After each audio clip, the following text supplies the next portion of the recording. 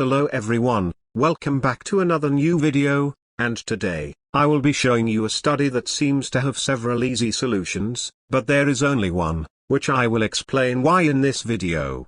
In the following position, white is up an exchange, but the opponent has 5 pawns for it, meaning that black is effectively up a piece.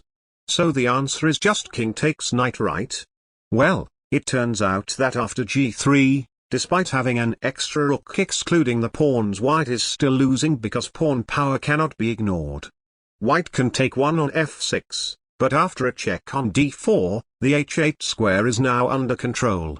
Black can continue with g2 after king to f5, not fearing rook to c7 since black's rook will become the savior with rook to f3 check followed by rook to f1. White can stop the g-pawn temporarily, but black's passed a and b pawns will eventually cost white's rooks with a winning position. But with that in mind, can't white just play rook to h1 check on the first move? After the forced rook to h3, we now capture the knight, and rook takes h1 is just met by rook to h8 mate. Black will be forced to play g3 to free up the king, allowing white to win the h3 rook with a skewer, and with 2 rooks up, this has to be winning, correct? Nope, that is an illusion because black still has g2, and this pawn will win one of the rooks.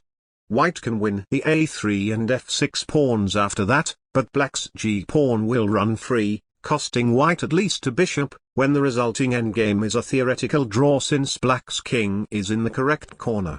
But what if white takes on h3 using the h1 rook, since g2 now fails to bishop to h2? The problem is that black's a-pawn can still advance, forcing rook to h1, and now g2 will finally win that rook. White's other rook can stop the a-pawn and gobble up 2 more pawns, but white will not be in time to stop black's final pawn without losing the bishop, resulting in the same theoretical draw again.